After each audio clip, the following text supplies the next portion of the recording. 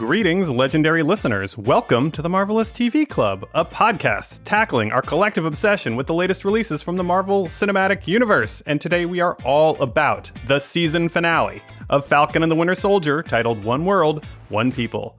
Every week we analyze the latest chapter of the MCU from 3 unique angles on 3 different episodes. On Monday, Christine Kippens and I will bring you our character cast. We'll get into our feelings about the various resolutions we got for our characters, everything from Sam and Bucky's relationship status to what the show might have stolen from Isaiah Bradley. And on Wednesday, Jesse Taylor and I will bring you our show Ponder Vision. We'll zoom out to ask the deepest, weirdest, and most enjoyable questions we have now that the series has wrapped. This is your MCU Mindbender of the Week, and I hope you will join us for it.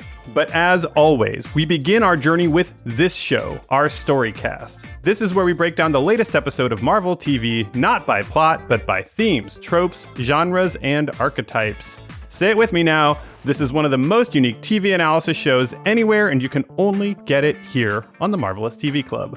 I'm your host, Marc Faletti. I'm also your producer, editor, social media maven, and more. Our Facebook page is gaining traction, so go to facebook.com/Marvelous TV Club to join us there. And we are over 30 5-star reviews on Apple Podcasts, so I will make a proclamation here and now. Once we get to 100 5-star reviews, I will read every single one of them out loud on a special podcast episode. So write literally whatever you want, something silly, something personal, something pro-Thanos, whatever. As long as it's not offensive in the real world, I will read it out loud. So leave me that review and make me look silly, I dare you. As always on Storycast, I'm joined by our 2 story experts from the iconic website Salon.com, writer Amanda Marcotte. How's it going, Amanda? Going great. And, I just want to say, because I'm afraid people are starting to worry that all I am is a pointy-headed nerd, that the action in this episode fucking rolled, kick ass, go for it, Falcon, Captain America. Yeah, I'm not sure we have like a strong jock quotient in our audience, but feel free to leave me that 5-star review that tells me otherwise, folks. Also with us is the professor of English and director of the Digital Arts and Humanities program at Manhattan College, Maeve Adams. Welcome, Dr. A. And I got to say, it sounds like there's, a little bit of a party outside tonight in Bushwick. Yeah, I'm fairly new to Bushwick. Turns out that every weekend is a party in Bushwick, which is great. I'm here for it. And so you're just getting a little sample, a little taste of what's to come this summer, I think. Look, folks, if, you hear a little bit of background noise from that, just remember that folks are having a good time in New York City, and there's absolutely nothing wrong with that. So we've got a couple themes to get into about this episode, which wrapped everything up pretty nicely, maybe a little too nicely for some folks' taste based on some of the grumbling I've seen on Twitter. But for me, overall, I found this to be a overall satisfying episode, and I'm really excited for what this portends for the future. Not least because Malcolm Spellman has now been announced to be working on Captain America 4, which will be a big deal to have Sam Wilson on the big screen in this new uniform and with this new moniker. So I'm excited for all that. But that's down the road. Right now, we're talking about this season finale. So let's start with you, Amanda. As we look back, reflect on this season finale itself, what theme or idea stood out from you about what they were trying to convey with this story? We had to get to it eventually because I promised that this would be a theme we'd talk about in this series. But obviously, the season finale, I felt, was very much about nationalism versus patriotism. Mm-hmm. And I want to say very specifically the patriotism that Sam sort of articulates in this episode, one that is hard-won, one that is not, that is very much from of his perspective as a Black American from Louisiana, but nonetheless, patriotism. So how do we think of that nationalism then? So that's the patriotism kind of is Sam's perspective. How would you describe the nationalism that it's wrestling with? Well, nationalism is a dirty word for a good reason. I know a lot of people on the right have been trying to make it seem like there's a way to be a nationalist without being a racist, but that's not true because... not in America. Well, probably not anywhere. Nationalism is tied up with white supremacy because nationalism is the sort of ideology of how you look at your country that is a story where the country has this idealized past that it's a pure nation where authority tends to go unquestioned. There's no way to be a nationalist country that's not going to end up being a white nationalist country. So if a nationalism idealizes the past, what does patriotism do to it? Patriotism, I think, at least the view of patriotism that is being offered by Sam in this episode, and I think by the episode itself, is an idea of a nation that is about the people. Remember in the first episode, he said, these symbols mean nothing without the men and women behind them. And it means all of the people, not this Aaron Vogt nationalism that Trump was pushing, but, the kind of Captain America ideal of patriotism where all Americans, all colors are Americans, and not because of lack of birth necessarily, but because of the ideals that we believe in. And I think most importantly, this Sam's view of patriotism is one that grapples honestly with the past, because it believes it's a very forward-looking ideology. Nationalism is always about this kind of idealized past and, make America great again kind of bullshit. Patriotism in this view is looking forward and trying to be better than we were and always striving. And that kind of patriotism means dealing honestly with the past, carrying it with us, knowing the past, understanding it so that we can move forward together as a people, not in dominance, but, in solidarity. Yeah, it's not a nostalgia for the past. It's a radiant future. It's an envisioning of a radiant future. Maeve, was there anything in particular about Sam? Amanda's saying Sam's got this view of patriotism. Was there anything that he did in this episode in particular that jumped out to you as connected to the theme she's putting forth? There's a really crucial moment in this episode that I think speaks to exactly what Amanda is talking about. And it's in the conversation between Sam and Isaiah. And, Sam's gone back to Isaiah to share with him his sort of thinking about the world as he sees it and moving forward in this world. And he makes a case to Isaiah. He says, "We built this country, bled for it. I'm not going to let anyone tell me I can't fight for it." And this captures exactly the sort of richness of what Amanda is talking about both an awareness of the past, an awareness that includes a reckoning with the past, and a belief that there is hope in the future for a better America for all of us, including especially Black Americans who have been kept out of the nationalist narrative because the nationalist narrative it relies on the idea of an oppressed class of people, that it both pretends aren't there, right? That the history of that oppression isn't there, right, while at the same time relying on that conception of superiority. All through this episode, I just kept watching Sam in the way that he carried himself, talked, spoke about his ideals, spoke about his vision of this country. And the person that I could not help but think about over and over again was Michelle Obama. And very specific, he embodied a vision of this country that she's always been able to walk, I think, as a public figure, where she has never she's never told white people this like happy, idealized past story about racism in this country. But she then turns around, is very good at turning around and pivoting towards the notion that with this sort of honest reckoning of the past, we can move forward. I was at the 2016 Democratic National Convention and I saw her speak, and I was struck, and I've never forgotten this passage that she read that she gave during that speech. That is the story of this country. The story that has brought me to this stage tonight.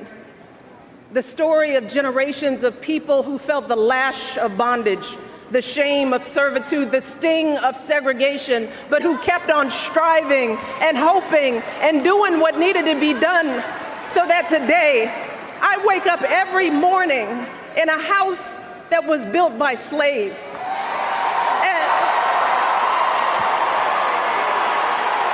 And I watch my daughters, two beautiful, intelligent Black young women, playing with their dogs on the White House lawn.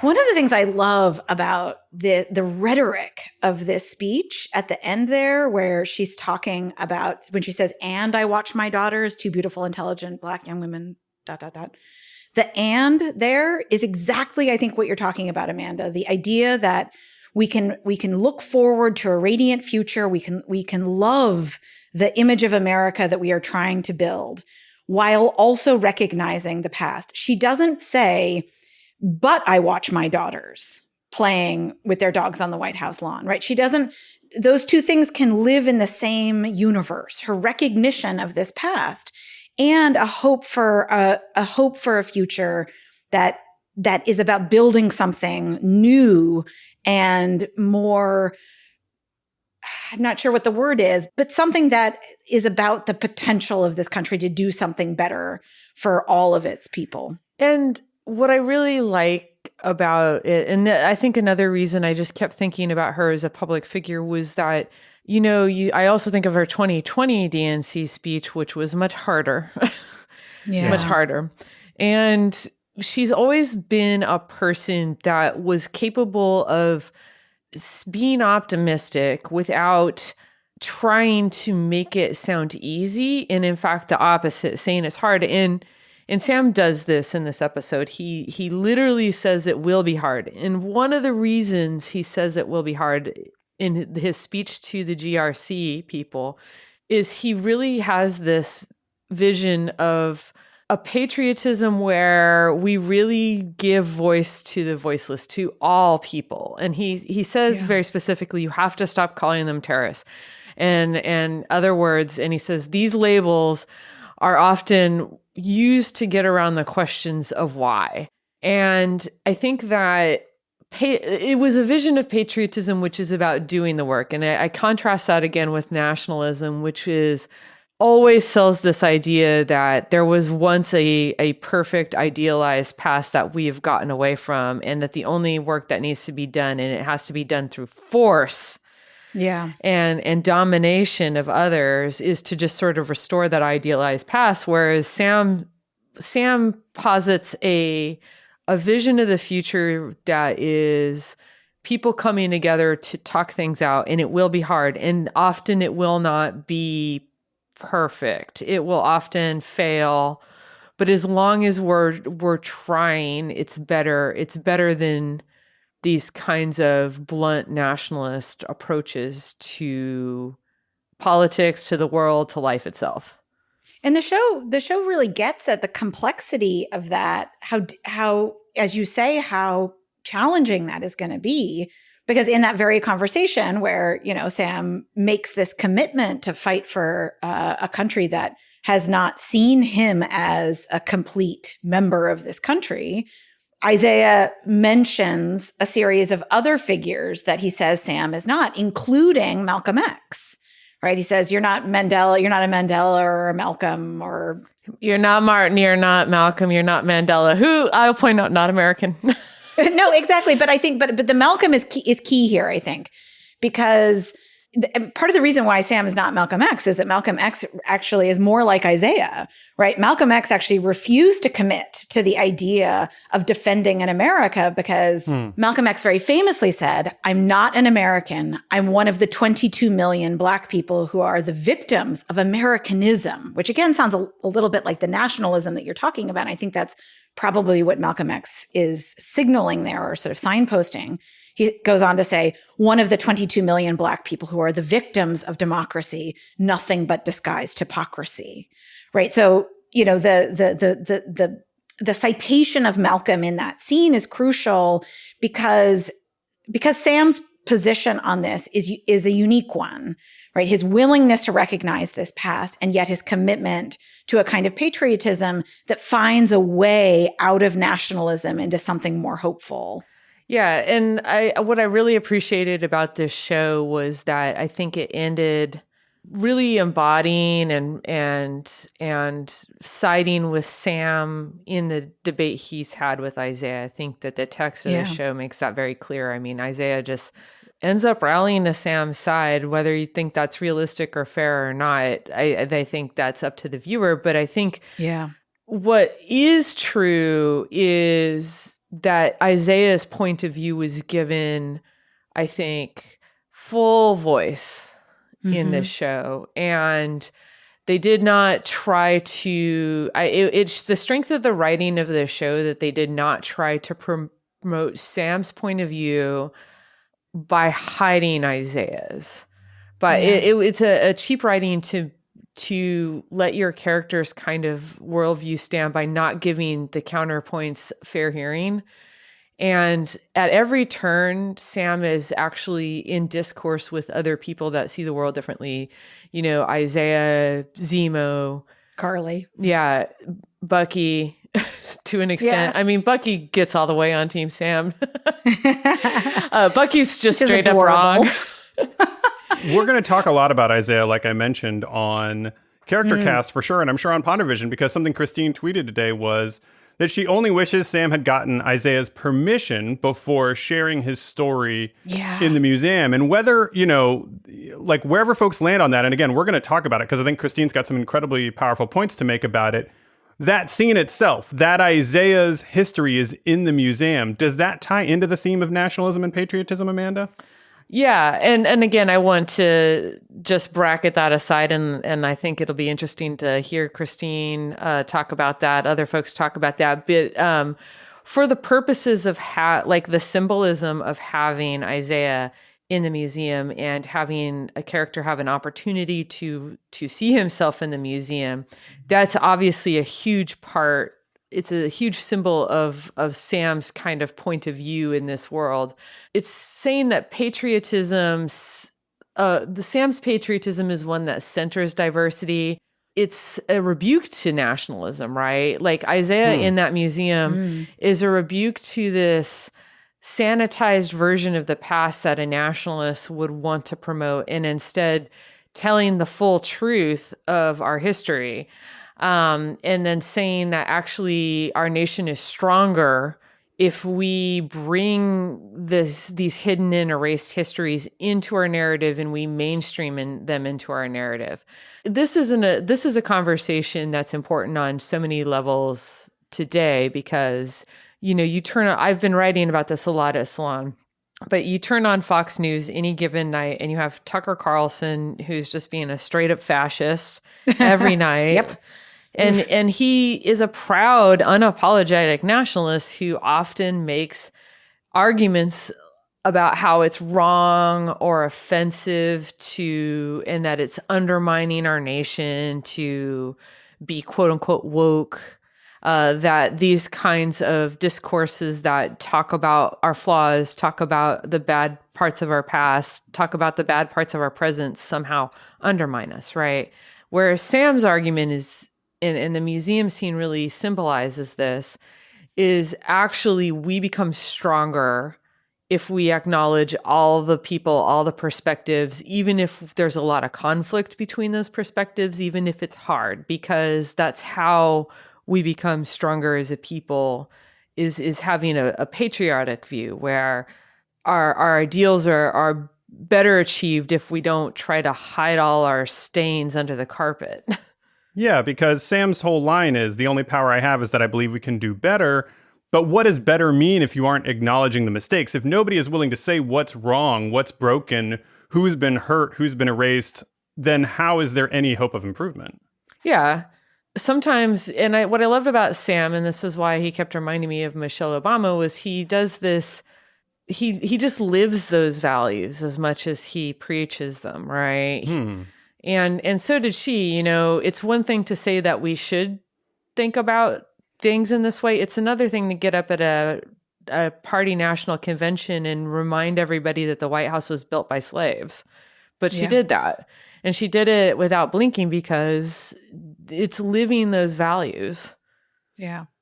Can I ask you, how does Bucky fit this theme then?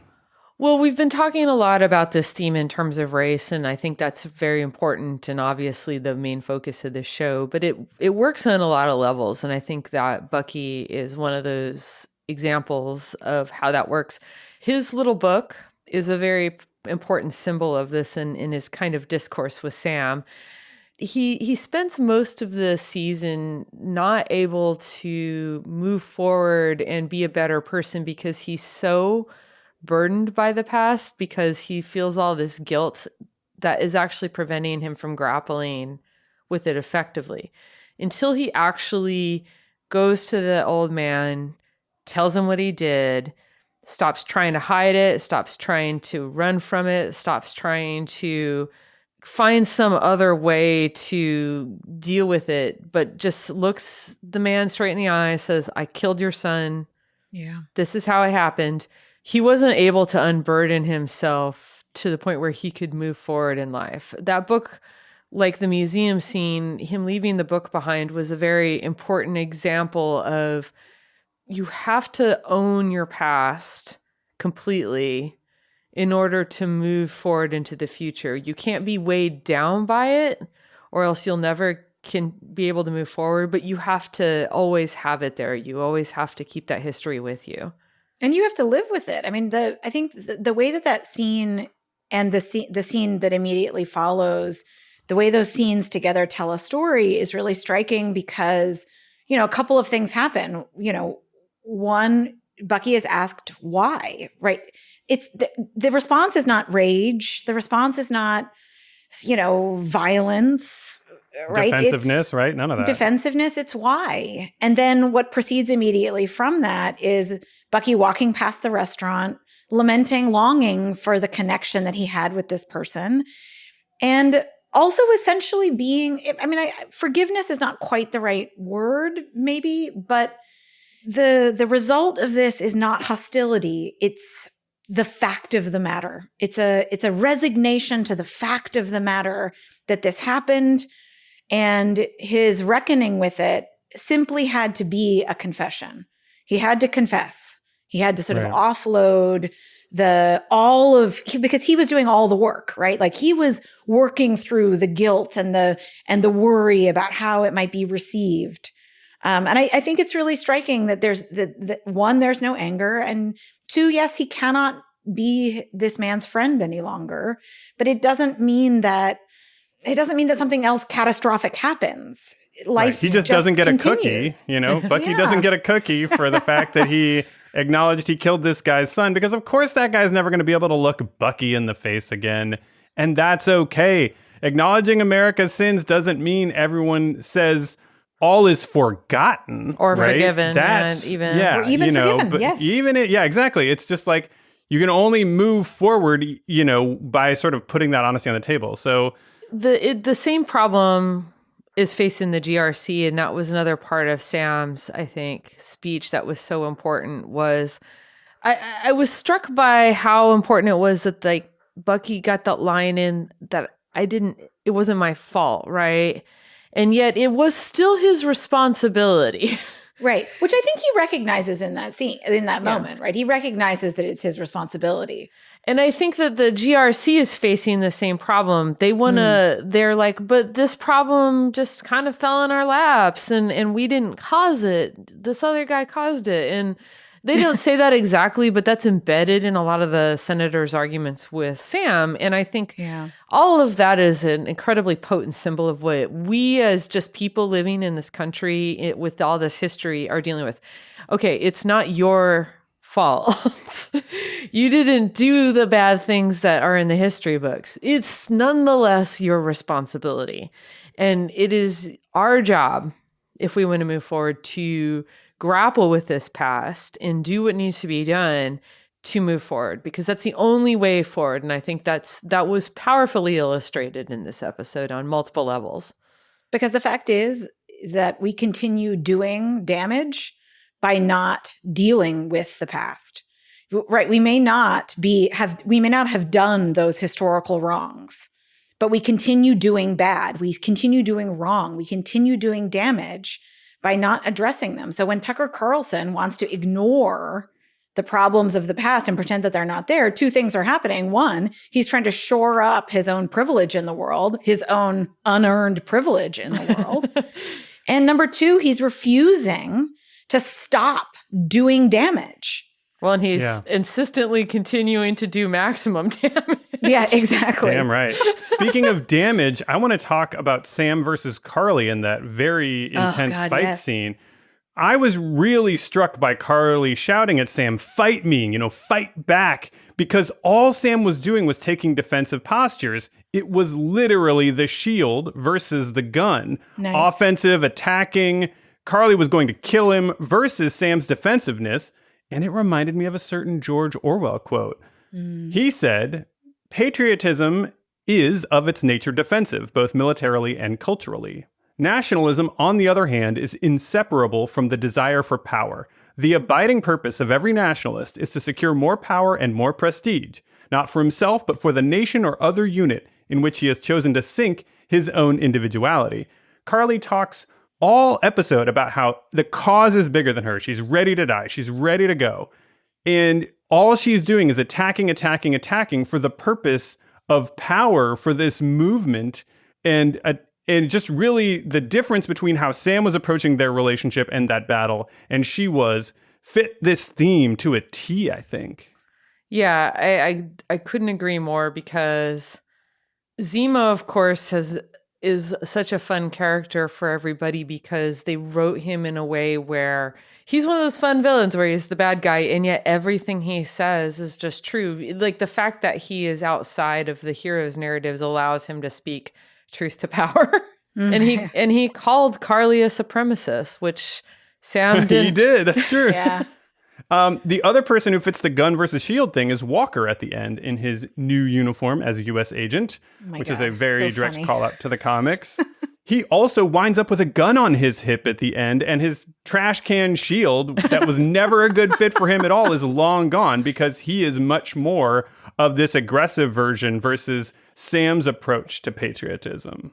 I just want to throw something in there that, probably feels like a bit of a throwaway in the episode itself. When his wife and the Contessa are sitting outside waiting for him to come out, and, the Contessa says, "What's taking him so long?" And his wife says, "It's probably the helmet." Right? There's something really striking about this moment from the perspective of what we're talking about, because John is fundamentally superficial in his conception of the universe and his values, right? So of course he's having trouble with the helmet because he wants it to look right, because he is superficial in his relationship to the values of American democracy and American patriotism. He's that's the thing about nationalism. There's something like really superficial about nationalism that ends up doing horrific damage in the world.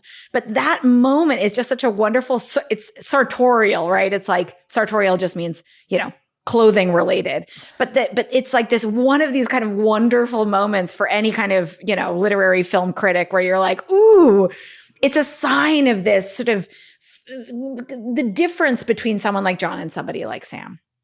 Yeah, you're just so right about the superficial nature of nationalism. Like it's insulting, really.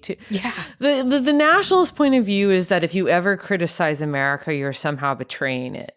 And the patriotism that Sam is preaching in this episode is one that says, actually, our nation is strong enough, our people are strong enough, most importantly, our values are strong enough that we can grapple honestly with criticism and become stronger for it.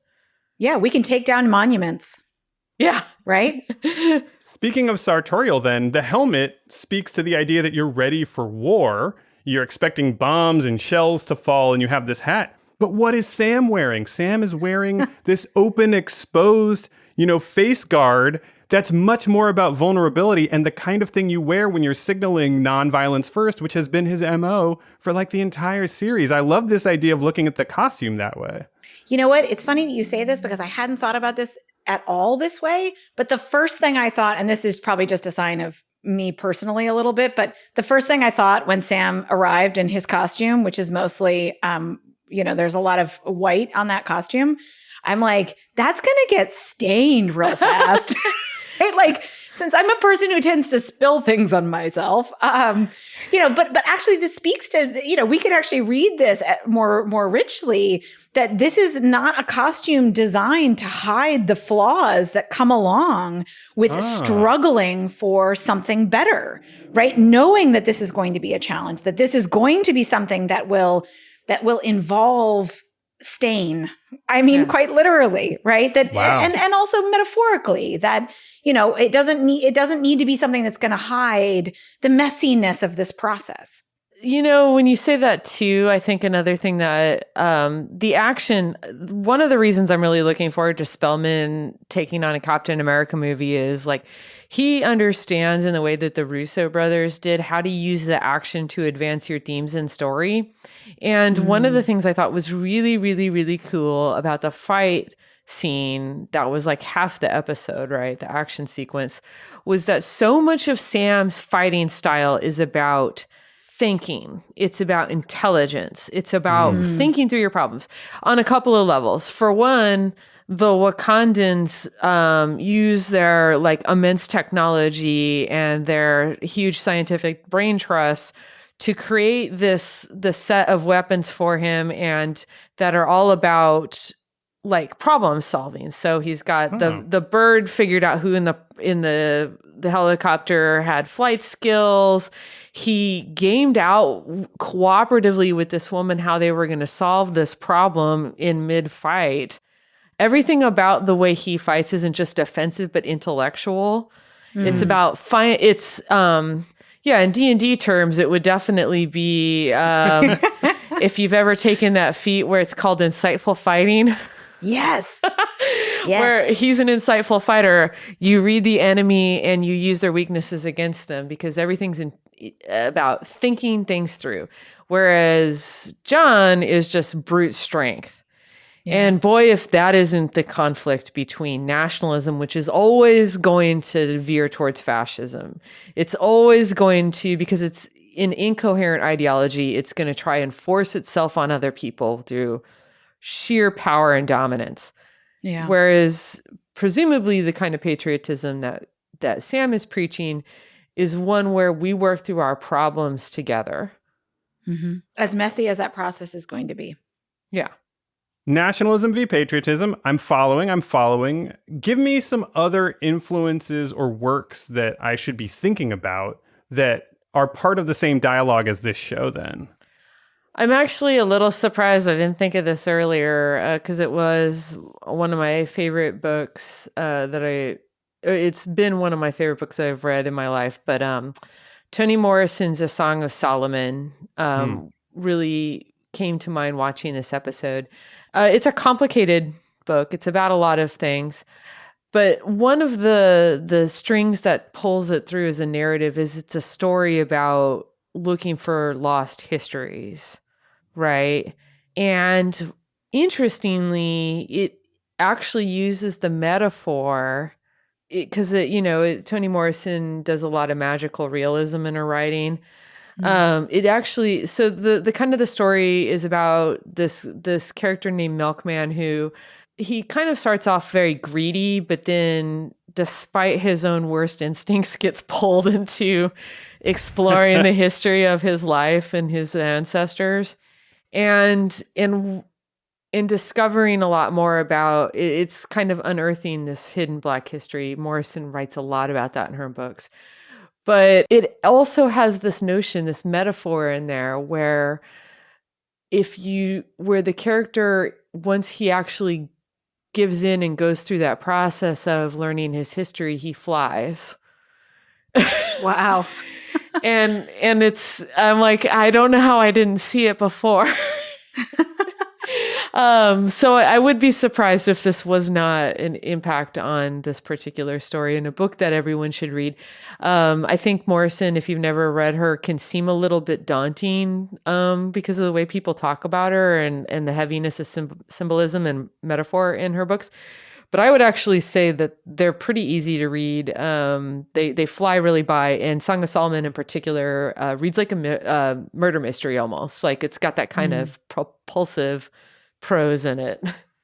I feel like you guys have given me a pretty easy TLDR on this first theme then, which is what we talked about, especially up top, that patriotism, as represented by Sam Wilson in this story, puts at the center of its belief system people and ideals like democracy, and especially an honest reckoning with the past. That the only way to do better in the future is to acknowledge, name, and reckon with all of the baggage, mistakes, and sins of our history, and also to have empathy and sympathy for the people who are pushing back against the powers that be, whereas the nationalism that people like Karli propose is tied up in supremacy ultimately, because it's often about some kind of purity or an idealized version of the past or an idealized version of the future, and something about, ultimately pushing an authority or an unquestionable worldview of some kind.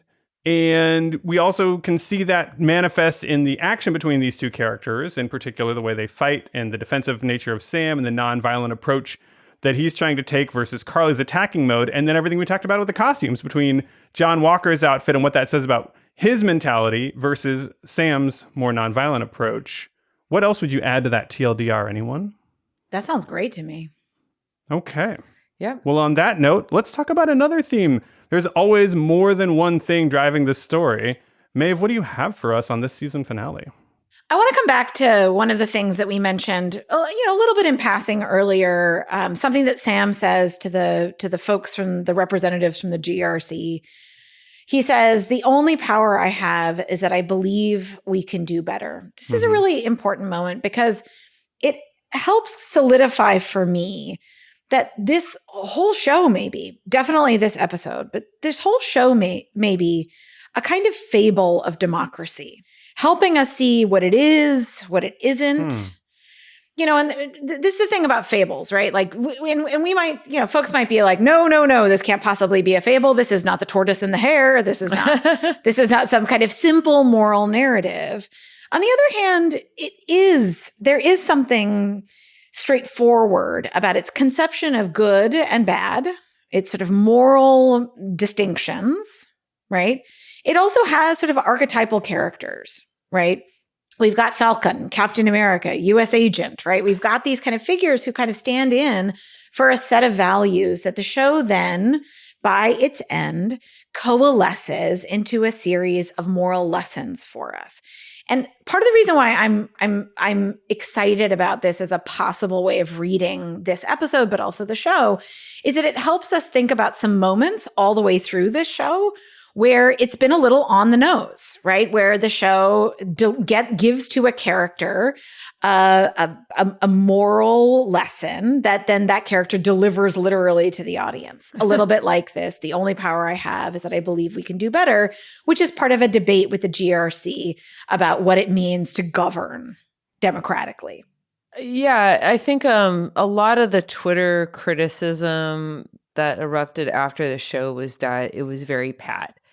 And I think, to your point, Maeve, it's helpful, that people may continue to feel that way or not, but it is important to realize that that's a genre convention of the genre that this is working in. And I'd say almost exclusively superhero narratives are fables.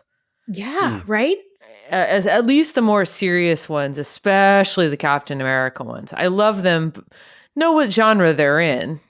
And then it sometimes a pat ending stops feeling like, the show raised a lot of difficult questions and then ended with what may feel like easy answers. I don't think that that's the intention, though, and I don't think that's how you should read a fable. I think a fable gives you pat answers more to sort of as a value statement.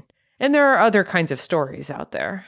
Yeah, and to complicate existing narratives, right? So, the GRC stands for a vision of governance that is a top-down conception of governance where it's more about like, how do we preserve resources than how do we care for people? That's something that's at the core of democracy. We think first about how do we care for people, then how do we preserve resources or preserve privilege or preserve wealth in the hands of just a few. And I think, I think one of the things that's really important about telling a story about democracy in the moment that we're currently living in is that we need some clarity about what democracy is and what it isn't. We clearly need some clarity about that. Yeah. I think that, the show tries to help us think about those questions and problems in language that is new to us. So, for example, Sam says, we finally have a common struggle to the GRC, right? What's interesting about that too is that it's replacing conventional language about how we come together through a quote unquote common enemy, right? So that sort of standard line, that standard narrative about how communities forge the sense of community, a sense of unity. The thing that we need is a common enemy. No, in fact, as Sam reminds us, we don't need a common enemy. We need a common struggle. And democracy needs this, right? Democracy needs to understand that the struggle of even just a few in our community should be the struggle of all, that we are all working towards something better and we have to work, right? The thing that's kind of fundamental about democracy that I think we forget, or maybe conservatives forget, let's just be straight about it the way the show is, right? Conservatives forget that democracy by its definition is an always unfinished project. Because we are always working to understand how to be more inclusive, how to be more understanding, how to extend civil rights, right? The philosophy of democracy is that it is unfinished, inevitably. Well, and what's so funny about that is that you point out rightly that the show is a fable. And one of the things that has made the Captain America franchise so strong, especially Winter Soldier, to an extent Civil War, as many problems as they may have with that, at least the first part of that movie, and especially Falcon and the Winter Soldier, is that it uses the format of a fable in a sort of pat moral at the end. But the pat moral is almost always that there are no pat morals. Like the moral of this story is process over almost everything else, right? Sam is a process-oriented person. He is Captain America because he is the ideal of democracy, right? Yeah. He embodies in the way that a superhero should embody a value. He embodies this conception of democracy as one that will never be finished. He continually, repeatedly engages people in the difficult discussions. He thrives on engaging people in difficult discussions. So I think it's a thing for people to think about when they recognize suddenly that they're in a fable and they're like, this ending's really pat. Is like, but is the moral of the story that you're being given, is it a black and white one? Yeah. It's really not. It's one that if you actually try to embody it, as Sam says, it's hard, but it's worth it. Yeah.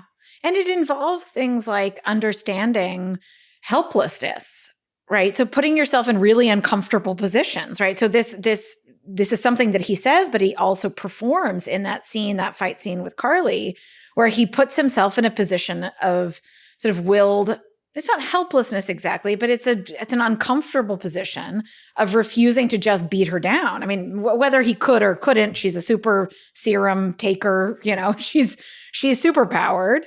But he chooses a position in every single instance, and he advocates for a position in every single instance of discomfort over comfortable superiority, which he has technologically because of his equipment. He doesn't have because he's taken the serum, which again is also a chosen lack of extra power. I also think that because of that, Sam is representing a shift in our conception, again, fabulous. I mean, like fable related, right? Like a shift in our conception of what makes America great, right? Or what makes America powerful, right? There has been for a very long time a conception of America as a superpower, right? Mm-hmm. Not unfamiliar to the concept of superhero. And his conception of the superheroism of Captain America, what that stands for, is a kind of cooperative, it's like a cooperativism, Right. Yeah. Right. It's a plea for cooperation, which miraculously in this show is part of an adventure story. Like, how many times have we told a story that an adventure story, an exciting story with punching and running and, all the things that go into an adventure, so fast chase scenes and close up, filming of combat, right? Like, that really sort of fundamentally comes down to, we really should get together at a table and talk it out. There was something that Jesse said in the last Ponder Vision. You guys were talking about how the show having the space that a TV show gives you as opposed to a movie was really such a benefit to the show. And one of the things Jesse said was that he felt like in a movie they would have removed the Wakandans from this narrative. And I think that really would have been unfortunate, because we really see, even though there are no Wakandan characters in this last episode, we really see the impact of what Black Panther added to the Marvel Cinematic Universe, to the superhero narrative, to all of these themes. And like, Maeve, you say that cooperation is the central of Sam's character, and I agree. What also is there is intelligence. There's expertise. There is faith in science, and and these are, I think, themes that are really important for us right now. Again, the show never says the T word, but it shits on Trump super hard. and like, Sam's power is that he borrowed the Wakandans. The Wakandans' patriotism is a patriotism of being a science-based, knowledge-based, university-style culture, right? And their export when they join the rest of the world is not dominance through their military prowess, though they could have done that. Of course, yeah. Their outreach to the world is to share their knowledge with other people, and his uniform is a symbol of that mentality. Like, his patriotism is like, is the Wakandan kind. I have this great resource, and what I'm going to do is share it with the world. Yeah. I can imagine that there are at least some people who will wonder what it says about Sam's Captain America costume, that it was made by a non-democratic nation. So assuming there are some people who have that question in good faith as opposed to some shitty bad faith, so I would argue it was made by a nation that at least it has the strong consent of its governed, which might mean a little more even than which system it has, according to the sort of principles of democracy, if that makes any sense at all. But also, it's a nation that is strong in science. The freedoms that its peoples have, the advances that they've made have come precisely because it has avoided the U.S. colonialist and anti-democratic meddling that we saw all throughout Africa. And of course, also, I would say that the United States has never really been a democratic nation for many, most, maybe all Black Americans. And so I guess I'm curious, how do y'all see Wakanda making Sam's costume, and does that factor into this conversation at all? Here's the thing about Wakanda. Wakanda solved the scarcity problem. Right. So democracy, in essence, helps to resolve a problem of scarcity of resources, and essentially strives to distribute resources, whether those are kind of metaphorical rights as resources or actual literal things like food and power and whatever it is. Right. So democracy solves a problem of scarcity of resources, scarcity of access to resources.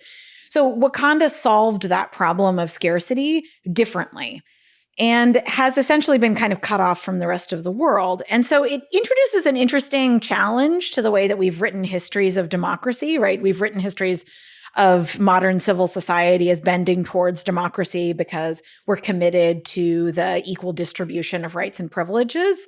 Wakanda introduces a sort of challenge to that idea that democracy is the natural end result of that process of trying to distribute things more equally, because they solved the scarcity problem with technology. And so then you don't need democracy exactly. You can sort of rest on this monarchical system because they solved the problem. They solved the problem of scarcity. They're still free and equal people. Yeah.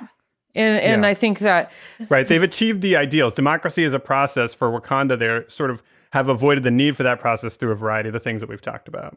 The only other thing I would add, and I think that these kinds of debates can be really fun, especially on Pondervision, perhaps. But for right, I'll take that note. For Storycast, I would say my point of view on this is, remember, like Maeve said, this is a fable. Superhero stories almost always are.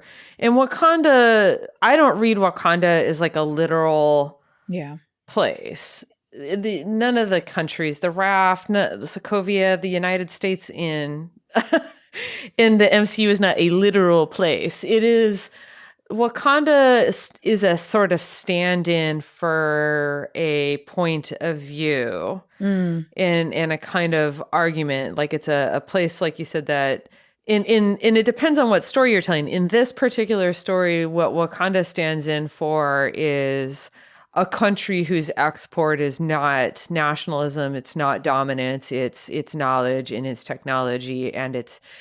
I would point out also, if you rewatch the Black Panther movie, they do struggle with the question of nationalism very heavily in that movie. And at the point in time that this story is taking place, the anti-nationalist view has ascended in Wakanda. So while they technically are a monarchical system of government, for the purposes of the story, in the debates that they had within their society and the sort of side they came out on, I think literally they're a monarchy, but metaphorically they're a democracy. There was a weird line from John Walker, Maeve, and it was a strange thing for me because he was talking about mercy, which doesn't strike me as a real John Walker quality, last I checked. But I have a feeling it has to factor in on this somehow. Did that quote make any sense to you? To know what he was talking about? What was that? Yeah, so it's a really fascinating quote. I mean, one, it's a little ironic, as you suggest, coming from John. And Bucky highlights who this is actually coming from. Like, this is Abraham Lincoln. You know, the quote was, "Mercy bears richer fruit than strict justice." Okay. I believe Lincoln did talk like that in personal conversation. John Walker, I'm not sure about, but okay, I'll buy Lincoln.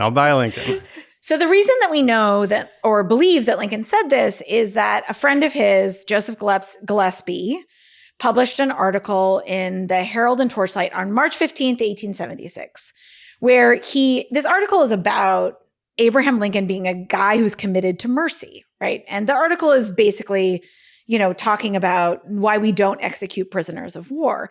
But what's interesting about it appearing in this episode, and the irony, of course, of John saying it, is that it fits with this conception or an attempt to make sense of what democracy is about, right? Democracy is not about domination. It's not about hierarchies of power where one group of people has all the power and everybody else has nothing, right? Quite literally speaking. Democracy is about reciprocity. And it was, this is why, for all that it had a pat ending, this show was really smart, because I think Sam was super sympathetic to the Flag Smashers' point of view and their policy goals. But his point, and I agree with his point, I fundamentally agree with his point, is that the ends don't justify the means. Yeah. And in fact, you're never going to actually get the ends that you think you desire. If you're on the left, I think is his argument, and he's on the left, you're not going to get the sort of lefty paradise, utopia, whatever that you want by going around democracy and it is so tempting. I'm tempted every day. Of course. But it is true. Like, the ends matter, but the means do too. And you just can't shortcut having to go the hard way. And the means can end up poisoning the ends, which I think is what the GRC kind of fundamentally stands for in this show. Right. That, their vision of like an orderly universe where everybody is at peace again. It's almost comic, right? In a sort of like overly drawn sort of representation of this flawed thinking. But it's exactly right? That you can't pretend that the only thing that matters is that the end result. You have to believe in the process of democracy, which actually takes into account multiple voices and doesn't have a top-down governance model sort of undergirding everything that happens. And to add one more wrinkle of complexity, Sam believes to the end that if Karli had had a seat at the table, she wouldn't have been radicalized. This is something that political philosophers have been grappling with, as I mentioned a little while ago, for arguably centuries, but especially in the last few decades. One of those writers is Philip Pettit, who's an American political philosopher who writes about the idea of democracy, right? And we kind of think about, sort of conventionally speaking, we think about democracy as this thing where we kind of like, sort of calmly and comfortably work out, the way that we're going to do things in the future and sort of resolve questions of civil rights. And it's so, whatever, we come to kind of a space of peace, and that's the end result, and that's the thing that we want. And that's great. And we need to valorize that above everything else. And the thing that he says is that democracy is at its core contestatory. And that we have to preserve that as a value. That and this goes in multiple directions. It involves having to have arguments, really uncomfortable ones, with people we don't like, that we wish maybe we weren't our neighbors, but are our neighbors, that we're never going to get along with, that we're never going to fully agree with, but we might be able to find common ground. And really crucially, which is not necessarily related exactly to this episode, but to the world we live in, that protest is at the heart of democracy, that you're just going to have to get used to it. People are going to go out on the streets, and they are not a mob, they are Democrats. They're walking the streets, objecting to things that they don't like, because that is what democracy it is. It is contestatory. I mean, I think we've all seen, with our own eyes in the past year, the truth of that, which is a lot of us have protested and protested and protested. And at the heart of that protest was making an argument in a democratic system. And we were making progress with people. And that's actually the best, that's the sort of best kind of case scenario, and it's not ideal and it can be frustrating, but it's better than the alternatives. Yeah. Well, because the alternative is continued oppression of whole classes of people. Yeah. It's supremacy, like Seema says. Yeah, that's right. All right. So let me TLDR this guy. Ultimately, we think this is a story that comes down to being a fable about democracy, what it is and what it isn't. Like most fables, it kind of has a pat ending, but the pat ending of this story is that there's no pat moral that we can all take away, that this shit is inherently complicated. And something you said, I think, Amanda, is process above all, that the means are as critical as the ends, at least. What am I missing? We all have to have some faith in the process that commits to the idea, like Sam, that we believe we can do better together. And for the same reason Sam expressed in earlier episodes, not because of any other reason, but that it would be a betrayal of our past and all the people who've sacrificed before us to do it any other way. Yeah. Well, I love a story with no easy answers, and even though this presents the surface of that idea, I'm so intrigued by the questions that we're still wrestling with here that don't have a clear solution. So thank you both for such a wonderful conversation on this. Maeve, where can people find and follow you if they want to talk about this more? You can find me on Twitter. I'm at Maeve Adams. Also, if you want to read anything that I've written in an academic context, you can find everything that I have written on academia.edu. Amanda, where can people find and follow you? You can read me at salon.com, and I'm always on Twitter at Amanda Marcotte.